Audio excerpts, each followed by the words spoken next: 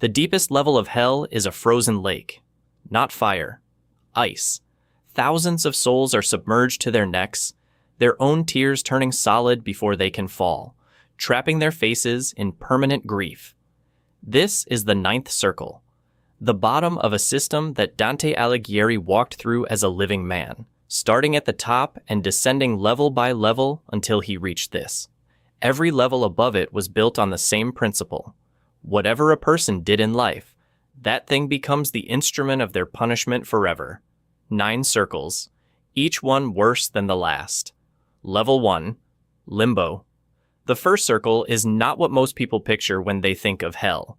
There is no fire here, no physical punishment, no demon standing over anyone with an instrument of pain. The souls in Limbo are the unbaptized and the righteous who were born before Christ, philosophers, poets, rulers who lived well by every measure available to them, but who died outside the specific theological conditions required for heaven. Plato is here. Socrates is here. Julius Caesar is here, because Dante respected Rome deeply enough to spare him the lower circles, but could not in good conscience place him in heaven. They exist in a dim, quiet place that is neither agony nor comfort. They are not screaming. Dante himself wrote that the sound of limbo is sighing, not pain, just the permanent knowledge of what will never be. Some of them were taken out. When Jesus died on the cross, Dante writes that he descended into limbo and brought with him the righteous figures of the Old Testament: Adam, Abel, Noah, Moses. They were pulled up and out. The ones who remained were the philosophers and the ancient rulers, left behind in a place that is barely punishment at all, which is itself the punishment. Before the first real circle of hell, there is Minos. He is a figure from ancient Greek mythology, repurposed here as hell's intake mechanism, the judge who determines which circle each arriving soul belongs to. Souls cannot deceive him. When someone comes into contact with Minos, they find themselves unable to do anything but confess the full truth of their life. He listens, then wraps his tail around his body a number of times that corresponds exactly to the circle where that soul will spend eternity. He does this for every soul that passes through. He is not cruel about it. He is simply thorough. Level 2, Lust. This is where people who committed sexual sins are sent, and Dante describes it as the most commonly used temptation by the devils to pull souls into hell. The punishment is wind, not a breeze, but a force comparable to a hurricane, constant and enormous, and the souls caught inside have no ability to stop, rest, or plant their feet. They are pushed back and forth without end. This is contrapasso. Those who were driven by passion in life are now driven forever by something entirely beyond their control. Cleopatra is here, not only because of her affairs, but because she was an enemy of Rome. Paris is here. Dido is here. People who shaped entire histories through the force of desire are now reduced to being pushed around by a wind that will never stop. Level 3, Gluttony. The wind disappears. In its place falls a constant mixture of rain, sleet, snow, and hail, all at once without pause, soaking everything below it in cold filth. The souls lie in the mud this creates, pelted continuously. Among them moves Cerberus, the 3-headed dog from Greek mythology, running back and forth and tearing bodies apart. Since the souls cannot die, they regenerate and endure it again. Contrapasso. Those who consumed everything in life are now consumed. Most have learned to lie completely still, playing dead, hoping Cerberus does not single them out. When it turned toward Dante, Virgil picked up a fistful of mud and threw it into all 3 mouths at once, distracting it long enough for them to pass. This is also the circle where Dante learns a specific detail about Judgment Day. When it arrives, every soul in hell will be reunited with its body and locked into a state of perfection. In heaven, perfection means perfect joy. In hell, it means perfect and permanent capacity for suffering. Level 4, Greed. 2 enormous crowds charge at each other from opposite ends of the circle, each group carrying heavy money bags and crashing together in the middle. beating each other before separating and beginning again. Dante notices that many on one side are bald-headed, and a number of them appear to have been clergymen, friars, church officials, people with authority over sacred things. Virgil confirms it. Half the circle is clergy who hoarded wealth. The other half are lay people who did the same. They now fight literally for nothing, the same way they once fought over earthly wealth that meant nothing. The faces here are too disfigured by centuries of collision to identify as anyone specific. There are no famous figures to name at this level. The greed ground them all down to the same unrecognizable shape. Level 5. Wrath. This circle is not the same as violence. Violence has its own level lower down.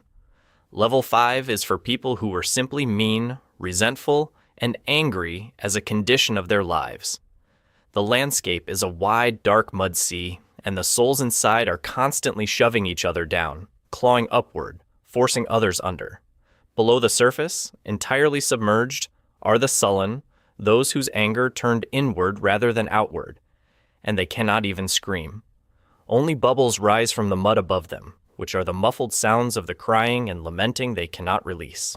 Dante and Virgil board the boat of Phlegias, a figure from Greek mythology, who serves as the ferryman that carries souls from the fifth circle down toward the lower rings. As they move across the surface of the mud sea, a red glow appears ahead in the distance. It grows more defined as they get closer. Walls emerge from it, a city with fortified stone walls and a fiery landscape behind them. This is the city of Dis, and it contains every circle from the 6th through the 9th. From this point forward, everything is inside its walls. When they reach the gate, fallen angels crowd the ramparts and call down to Dante. He is not dead, they tell him. He has no right to be here. Virgil steps forward to explain that their journey operates under divine authorization. The gates close before he finishes the sentence. The three Furies appear from behind the pillars of the gate, their bodies covered in blood and snakes, and begin screaming for Medusa to come. Virgil turns Dante around and covers his eyes. If Dante looks at Medusa, he will turn to stone and remain in hell forever. Then, without a word of warning, the light changed. A sound came from the direction they had come from. Not a voice, not a weapon, but a pressure, the kind that moves across water before the source of it arrives. The souls in the mud sea parted. Something was walking toward them across the surface of the river Styx, and the mass of submerged bodies pushed themselves to either side to clear its path. A heavenly angel crossed the water and arrived at the gate of Dis. He touched it once. It opened. The fallen angels who had been crowding the ramparts a moment earlier were nowhere to be seen, pressed back behind the walls, hiding. The angel looked at Dante and Virgil briefly, told them that their passage had divine authorization and that anything standing in their way would suffer for it, and then left. He had no interest in the conversation. He was already gone before the gate finished swinging open. Level 6. Heresy. Inside the walls of Dis, the landscape changes completely. Cut into the ground along both sides of the path are stone tombs, hundreds of them, laid open, and inside each one a soul lies flat on its back, while flames pour up from underneath and around them. Fallen angel guards move between the tombs, making sure no one sits up, making sure the burning stays continuous, and that no one is given a moment of relief. The heretics are here, those who denied the soul's immortality, who preached that death was simply an end. Contrapasso, people who refuse to believe in the afterlife are now trapped inside it permanently, inside sealed stone boxes with fire. Dante encounters King Frederick II here, a Holy Roman Emperor who had been on the opposite political side from Dante during the long war between papal and imperial factions. Dante put him here for heresy. This is the first circle where people are not simply suffering from their environment. From here downward, the torture is active and intentional. Level 7. Violence. The 7th circle is divided into 3 separate rings, each one for a different category of violent act. The outer ring is for violence against other people. The The middle ring is for violence against oneself. The inner ring is for violence against God, nature, and the natural order. In the outer ring runs the river Phlegethon, not water, but boiling blood. Centaurs patrol its banks on horseback with bows drawn, making sure no one climbs out. The depth of the river varies. The further toward the middle a soul stands, the deeper the blood, so that those who killed the most are submerged the most completely. Some are buried entirely. Others stand with their heads out, breathing.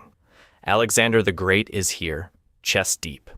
As the violence of their crimes decreases, the river becomes shallower, and souls can stand with more of themselves above the surface. The centaurs enforce the exact depth assigned to each soul. If one tries to rise higher than their sentence allows, an arrow brings them back down. In the middle ring, there is a forest. The trees are dead, black and dense. And harpies, creatures with human faces and the bodies of birds, nest in them and tear at the branches continuously. Dante can hear screaming, but cannot locate anyone. No souls are visible. Virgil tells him to break off a branch from one of the trees. When Dante does, blood runs from the wound in the wood and the tree begins to speak. The trees are the souls of those who committed suicide. They destroyed their own bodies in life. So now, they are denied the form of a body entirely, trapped instead in something rooted, unable to move, unable to leave, dependent on the very thing they abandoned. The harpies eat the leaves and the fruits that grow from them, and each bite causes the tree person pain. On Judgment Day, when the souls of the dead are reunited with their bodies, these souls will not be reunited with theirs. Their bodies will hang from the branches above them instead, visible and unreachable, for the rest of eternity. The inner ring is a plain of hot sand with fire raining down from above. The sand burns from below. The fire falls from above. Souls walk across it constantly, unable to stop, because if they lie down, they must stay in whatever position they land in for 100 years, which only exposes more of their body to the heat. We find Capaneus here, a giant from ancient mythology who was killed by Jupiter's lightning bolt as punishment for defying him. In this ring, Capaneus lies stretched out on the sand, and he is laughing. He announces that the burning is nothing, that it does not bother him, that Jupiter may do worse if he likes. He has decided not to give the suffering the satisfaction of being acknowledged. Also here, they're staring obsessively at leather purses hanging around their necks, are the usurers, those who charged interest on loans.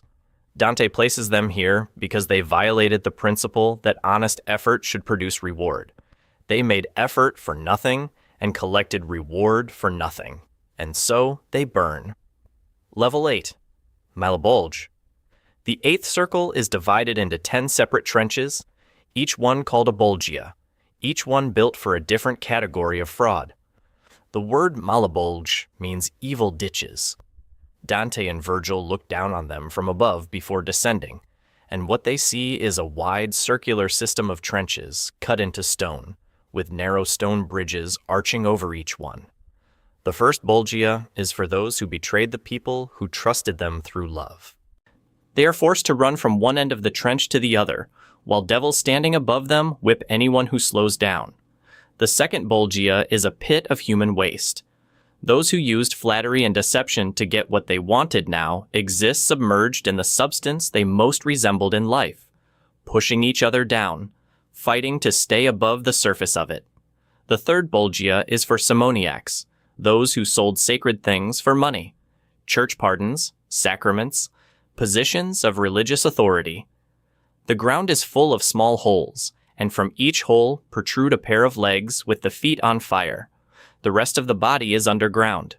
Pope Nicholas III is here, upside down in his hole, explaining to Dante that when the next pope comes to take his place, he will have to push deeper underground to make room for his successor. He says it mechanically, as a fact. The fourth bulgia holds the sorcerers and false prophets, those who claim to see the future. Their punishment is that their heads have been twisted completely backwards on their bodies. They can only walk in reverse, weeping, unable to see where they are going, in the direction that is permanently behind them. determined to write creative section without research tools. The fifth Bolgia holds the Barators, those who exchanged political favors for money, who sold public authority for private gain. They are submerged in a pit of boiling black tar, and devils line the rim with long hooked rods, pushing back down anyone who surfaces. The tar covers them completely when they are under it, and the moment any part of a body breaks the surface, the rods come down. The sixth Bolgia is for hypocrites. They walk in a slow, continuous circuit, wearing robes that are beautiful from the outside, gilded, ornate, the kind of robes that signal religious authority and personal virtue. The inside of each robe is solid lead. They have been walking under that weight for centuries and will walk under it forever. In the center of this Bolgia, nailed flat to the ground in a crucifixion, is Caiaphas, the high priest who advised that Jesus should be put to death for the good of the many. Every hypocrite in the Bolgia must step on him as they complete their circuit. He feels every step. The seventh Bolgia is for thieves. Enormous lizard-like creatures move through it with stingers that strike the souls and dissolve them instantly into ash. They regenerate, and the cycle begins again, stolen from, continuously, of the one thing that cannot be permanently taken anywhere else. In the eighth Bolgia, over a long stretch of ground, small flames move slowly like fireflies drifting at dusk. But each flame contains a soul. The evil counselors are here, those who use their intelligence and position to lead others toward destruction. Ulysses is among them, because Dante's world understood him as someone who sailed his crew beyond the edge of the known world and got them all killed in pursuit of knowledge that was not meant for men. His flame moves with the others, indistinguishable from them.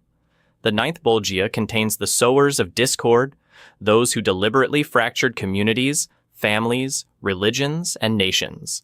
A demon stands at the entrance with a large blade and opens wounds in each soul as they pass, wounds that correspond to the divisions they caused in life.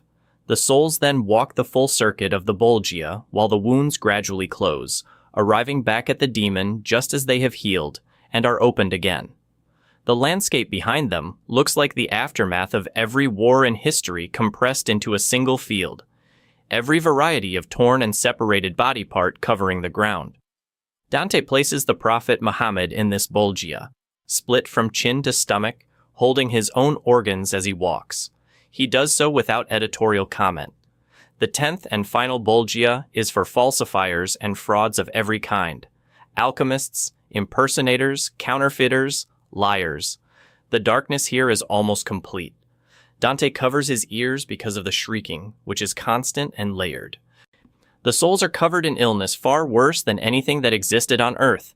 Scabs like fish scales cover their bodies from head to foot, and they scratch at them continuously, which causes them to bleed and grow back immediately.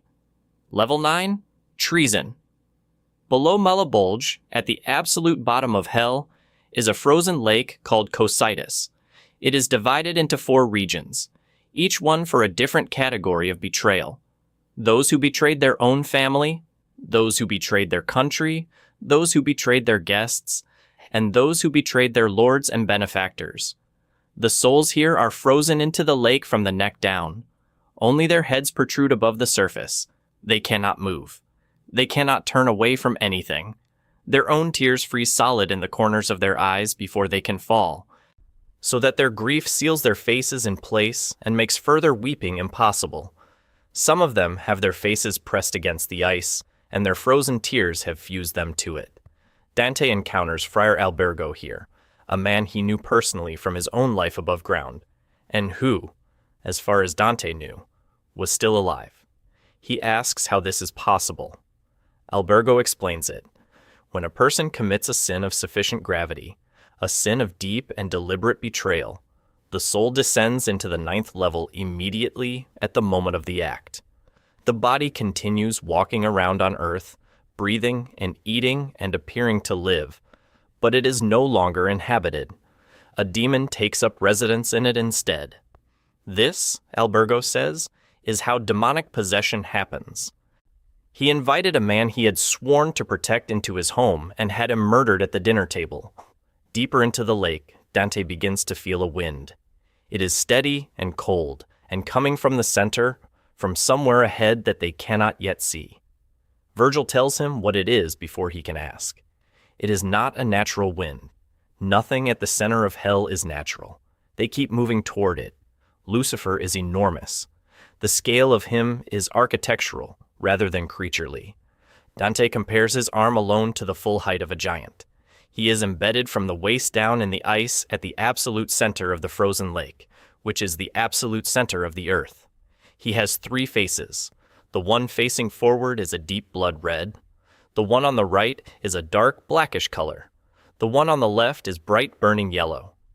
From each face hang 2 enormous wings, like the wings of a bat, and their constant slow beating is what produces the wind that freezes the entire 9th circle solid.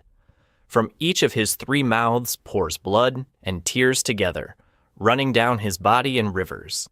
In his left and right mouths hang Brutus and Cassius, the 2 senators who conspired against Julius Caesar. They hang by their torsos, legs kicking in the air, while Lucifer's claws reach up to scratch and tear at them between chews. In the center mouth, facing inward, head down, deeper into the throat, is Judas Iscariot. He faces the darkness. Dante says that by the time they see him, there is almost nothing left to see. The skin has been entirely stripped away, and only the spine and bones remain. Lucifer did not choose this location. When he was cast out of heaven, the land of the southern hemisphere physically recoiled from his falling body to avoid contact with him. The ground opened.